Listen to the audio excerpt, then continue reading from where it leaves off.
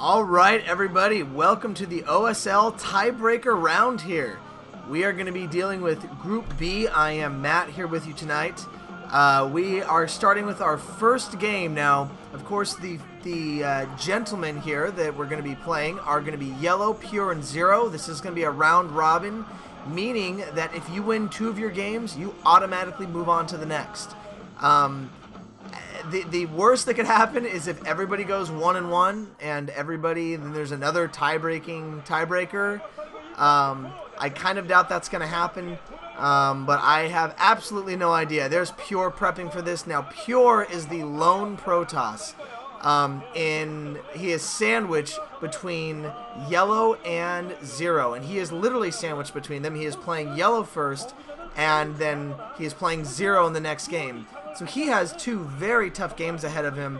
I'm excited about seeing Zero play, but we saw Pure beat Zero in a very good game where Pure just pushed out Zero. I kind of felt focused too much on building too many lurkers, focused more on a contain, trying to push off Pure until Ultralisks, and then ultimately ended up losing the game because of it. So we've seen Pure beat Zero. Zero is not set in stone. Nobody really is set in stone. We saw Yellow, of course, just come out of a great game against Hwasun as well. So, again, anything can happen in these games. There are going to be 3 tie-breaking games here, so it's going to be Yellow, Pure, Pure versus Zero, and then Zero versus Yellow. And basically, the top 2 that come out on top of this, the advantage of this tiebreaker is that only one person is leaving. If Hwasun hadn't went 0-3, then, you know, if he was moving on, then it would be a real kind of battle to the death here for one player to move on.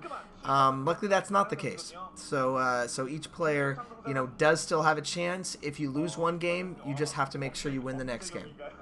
So that's how this is going. All right, so we, of course, have Pure on the left. Now, Pure has been playing strong. We are on Heartbreak Ridge here. We have Yellow, who just came out of a strong game as well. And, you know, Yellow was playing pretty well.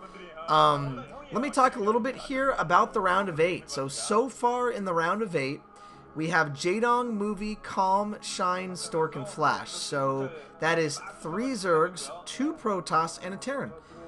And I think that's cool. I think that's a good mix. It's not overwhelming Zerg, like the MSL last time. So that's good because that, I mean, I love Zerg versus Zerg. It is a great matchup. But the problem is when you get into the finals and semifinals, you don't end up seeing a whole lot of creativity just because both player really wants to play really, really standard, and so they both play really, really careful. And really standard, really careful Zerg versus Zerg does not tend to be the most exciting. So, get some of my water here. We see a drone coming down. A hidden expansion possibly. No! Oh, that would have been awesome and really stupid. So I'm glad that didn't happen because I would like to see another Protoss advance. Mining out the minerals, which is not really a cheese move. Although if you do mine out the minerals, you of course get a backdoor to your opponent's base, and it looks like that drone is going to have to run off. We'll see if Pure is savvy. No, he's not going to be able to get a drone count. I was going to see if Pure is going to be able to go in, possibly count the drones and see if there's any that are missing. Believe it or not, a lot of Protoss players are able to scout that. I'm assuming just a standard Nexus, 12 Nexus going up for Pure. So far, nothing crazy going on, but I'm surprised how often a Protoss player will scout that drone or that SCV in the back trying to mine out that patch. Generally, I guess you wouldn't see an SCV doing it because it's Terran, doesn't really do any sort of rush builds like that. So Pure has not gotten a sense. There is no tingling going on at this moment. So having that backdoor to his base could very well mean the game here, and it could make it a much quicker game. As always, I don't know how long these games are because I do cover up the progress bar with the window, so I really don't know if this is going to be a long game or a short game. Obviously, you know by the amount of parts in the game, but oh well. Oh man, already mined out. That probe scout, he did have the idea to send it, but literally seconds too late. But a cannon coming up and the natural, and if he can block this, blocked for the cannon. He might be in good shape. Pure is having to pull off a lot of drones, so that's not too good. Having to pull 4 drones off mining there can definitely be a disadvantage. But drones can kill. They do have a range. Those drones can kill and range those Zerglings.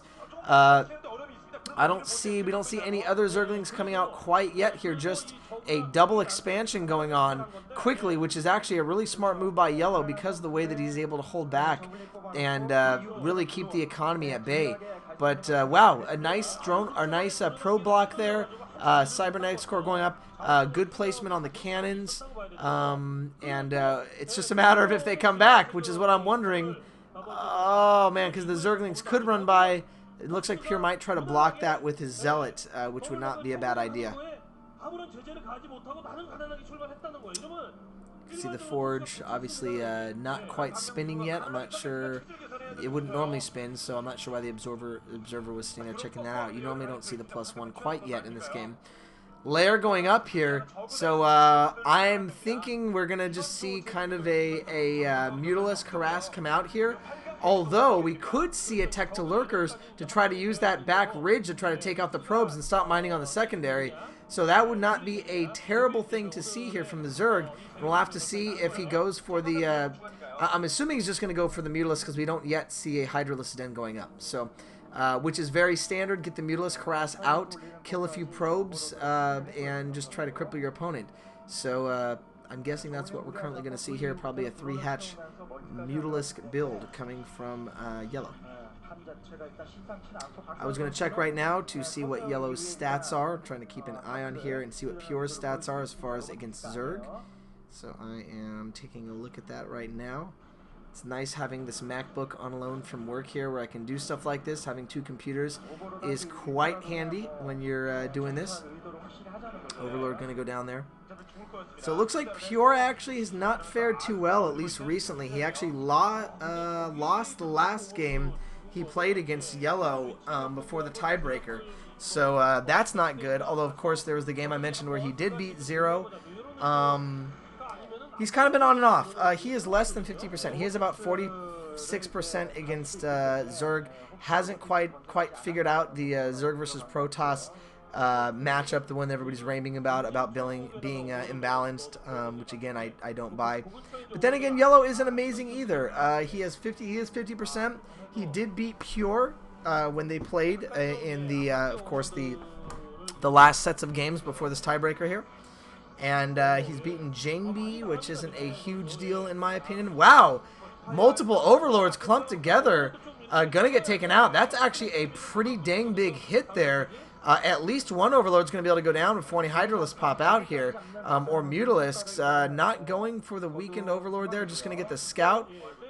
Seeing the Evo Chamber going up, meaning we are probably going to see Spore Colonies coming up here. So, no Hydralisks then, I'm guessing. It might just be straight up Mutalisk if we're going to see Spore Colonies. Generally, the Zerg player will just get a few Hydralisks to scatter around the base and to use as kind of a counter to the Corsairs. But I'm assuming, no, we do see the Hydralisk as well. So I guess just wanting to be extra safe, possibly, you know, in case there was a Corsair DT, possibly a BC build going on or something, Yellow wants to be extra careful. Yellow, bear in mind, has not gotten any sort of scout into the base. So that probably is what Yellow is doing, is just being extra careful. He might want to get some Spore Colonies, or again, he could just be going for the +1 Carapace. Although generally when I see the Evo Chamber like that, it usually means that, you know, at that point you're trying to go for Spores. At least that's Zerg versus Zerg, so I might be eating my words here. He probably is just going for the Carapace upgrade at this point for the Hydralisk. Yeah, he is. I'm thinking of a ZVZ matchup. Obviously, the only reason really to get the Evo Chamber in ZVZ is to go for the Spore Colonies, which we saw, of course, Zero do so well in the most epic ZVZ game of all time. And that was a, I'm trying to remember here with with Zero. It's getting late, guys. I'm trying to bring these to you. I'm sorry if I'm not completely 100% accurate here. The game was... Why can't I remember it here? I'm trying to remember the game that Zero played. It was Type B. That's right. It was Type B, the big, huge, epic game on Match Point. All right. Big attack coming in here but a great wall-in. A perfect wall-in from Yellow. So a great job. Great placement on the sunken there. It looks like that Pierre's just going to have to hang out outside for now.